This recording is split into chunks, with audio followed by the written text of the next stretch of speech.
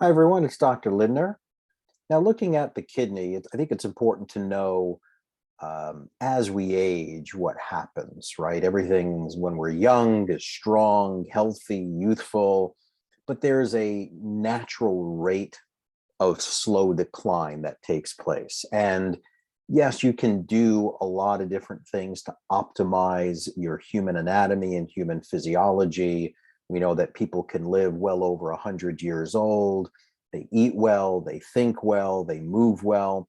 But for most people that are not doing the appropriate maintenance, things break down, right? If you don't do a tune-up on your car, things break down. If you don't look at the warranty work, you don't do the oil change, the tune-ups, rotate the tires, put in the good gas, things do start to go bad.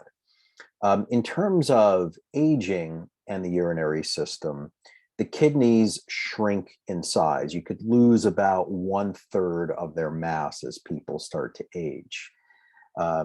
There's a decrease in blood flow that can take place to the kidney. The glomerular vessels can become damaged over time, or they just decrease in number. And that means that there's going to be a decreased blood flow into the kidneys.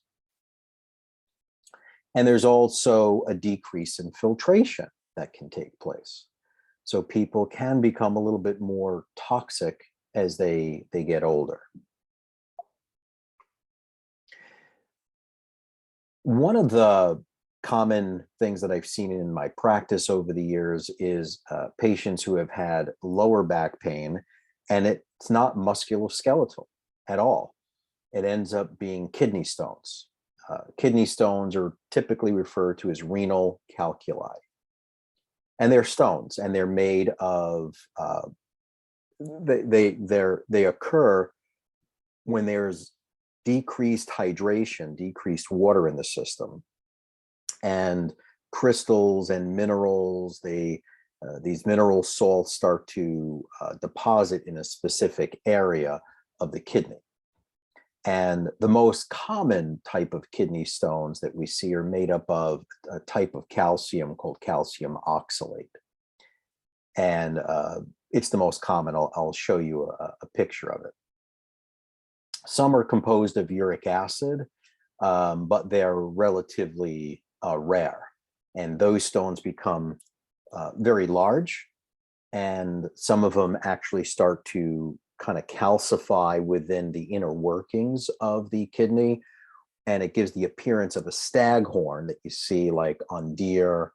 And the reason why they end up having that type of appearance is because it's calcifying within the area of the minor calyx, the major calyx, the renal pelvis. So imagine what that looks like, right? It kind of looks like a staghorn. Those typically, you can't pass those stones. They have to be surgically removed. People typically end up having back pain. There can be dysuria, which is pain on urination, more so in males than in females because males have a longer urethra. There could be sharp stabbing pain in the flank or in the back, and there could be blood found in the urine or hematuria. And some of the causes for that are going to be reduced water intake or excessive calcium intake, or having acidic urine, 5, 4, 3 on the pH, or hyperparathyroidism. So if you think of the parathyroid, PTH, what does parathyroid hormone do? Parathyroid hormone has the ability of taking calcium out of the bone and keeping it in circulation. So imagine you have hyperparathyroidism. You have more of that going on, more circulating calcium. And with a lot of people using over-the-counter supplements, many people just take vitamin D, especially if you live in the Northeast, they just take vitamin D, which can increase the risk of renal calculi. I think vitamin D is very important, but I do not put any of my patients on vitamin D by themselves. I always make sure it has vitamin K in the formulation, because vitamin K is important to activate something called matrix GLA protein. And matrix GLA protein ensures that you're taking calcium and driving it into bone. Otherwise, you start to get calcification. When things calcify, blood vessels can calcify. It's called vascular calcification. The kidneys can calcify. You get kidney stones. The gallbladder can calcify. They're called gallstones. Muscles can calcify. You could see on X-ray muscular calcification. So it's very important that it's done properly, and that patients have their 25 hydroxide, their vitamin D levels checked at least twice a year, winter and summer months, and it's gauged very, very carefully. Okay. If people do get kidney stones, it is not they tend to form them readily, then vitamin C is not recommended supplemental. Consuming foods with vitamin C has not been shown to increase the risk of kidney stones, but supplemental vitamin C certainly has some indication. And the therapy is surgery or lithotripsy. Some people can pass kidney stones, and it just, you'll experience a sharp pain initially. You may even see a little bit of blood in the urine, but many of them can be passed. If they're too large, then they do lithotripsy or surgery. Just to show you what some of those crystals look like, here's calcium oxalate crystals. These are uric acid. You could see, some of these look like really sharp as glass, So when you have these sharp edges and you're trying to pass through the ureters, the urethra or ureters, it's going to create pain. More back pain when it's in the ureter, but then you'll have the hesitation of urination if you know it's going to be painful. And here's what yeast overgrowth looks like. Have to be careful with refined carbohydrates, high sugary foods, and antibiotic overuse can all create this.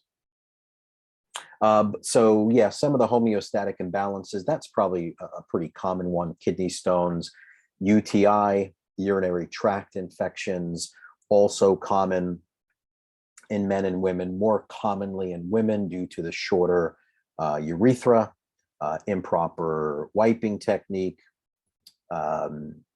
and really a lot of people end up using cranberry juice to try and treat these, or cranberry extract to treat UTIs, and it can help a large portion of them, but it's important to know what type of UTI is it. Is it one that's more alkalinic or basic? Because putting in the wrong substance can actually put more wood on the fire and make the fire worse. There's glomerular disease. There's kidney diseases called glomerulonephritis, where the kidney really starts to enlarge with lots of cysts and become functionless. There's renal failure, kidney failure. There's polycystic kidney disease. There's urinary bladder cancer, very common, especially in smokers, and people that need kidney transplants. In a previous video, I did mention that my grandmother on the maternal side years ago, I remember when I was a little kid, she had one of her kidneys removed and lived, I don't know, maybe 10 years on one kidney, perfectly fine. No issues at all. Kidney functioning is very important to make sure that detoxification takes place properly. Also, vitamin D production, erythropoietin, remember pH balance, the elimination of excessive glucose if needed for diabetics.